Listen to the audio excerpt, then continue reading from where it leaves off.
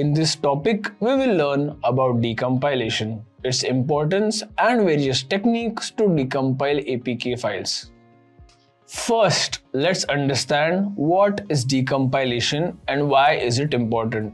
Compiling software involves translating it from its high-level programming language into a low-level one that computers can understand, which usually results in the removal of much of the human-readable code and makes it harder for humans to comprehend how the program functions.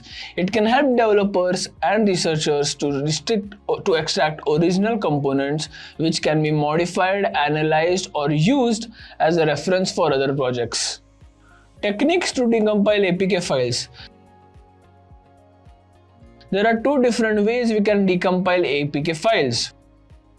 First, can be done manually, and second, using any third-party tool for decompilation analysis such as APK tool and MobSF.